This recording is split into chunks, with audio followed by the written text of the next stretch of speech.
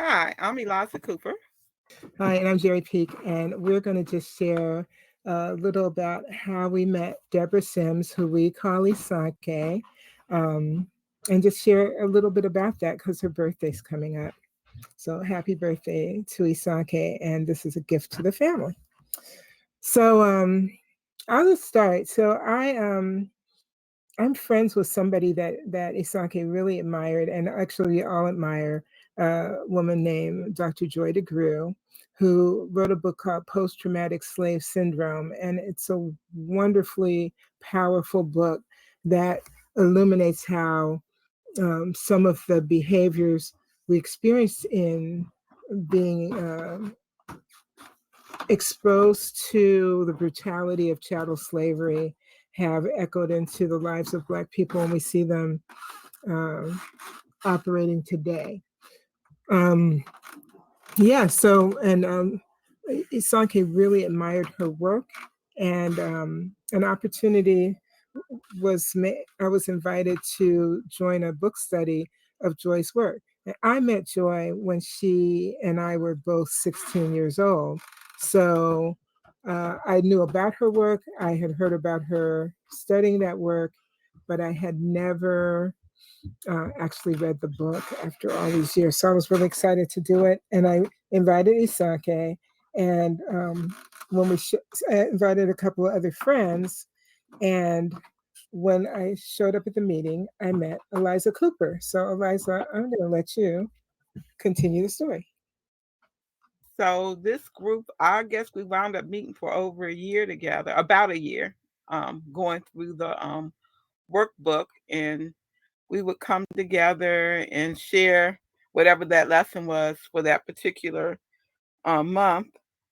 And we were asked, well, it came around that, if we wanted to meet with each other outside that group and form like a buddy, well, I'm gonna call it a buddy group, we could do that. And I didn't really know anyone else on there, other than the person who was offering um, this experience.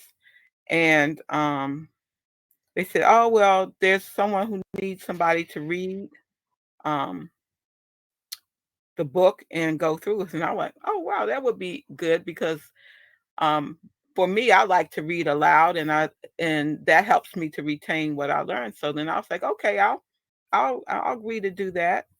And it turned out it was Isoke, and Jerry had been one of the readers, and the host of the book club had been reading, but she didn't have a lot of time, so she was really happy that I decided to take that task on. But it was so much fun meeting Isake and talking with her and sharing, and we're around the same age, and we were able to share our experiences in life, and that really helps you to draw closer together.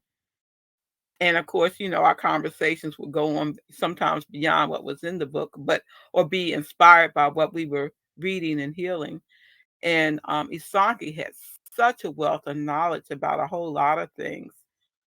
So I'd be talking about something and she would share and give me information and resources. And I was like, wow, she's just phenomenal. So it's always a joy for us to talk. And I really hate it when it's sometimes when we had to miss or skip. And so that, and sometimes Jerry wouldn't be able to make it because she's kind of busy too.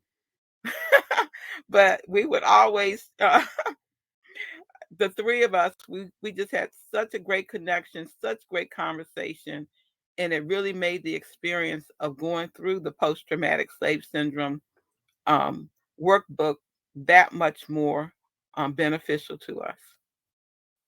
Yeah, I absolutely agree. And I was, I always wanted to make whatever resources I could available to Isake because, being in a position where her vision was almost gone and she was, Yeah. in a wheelchair, she was living alone.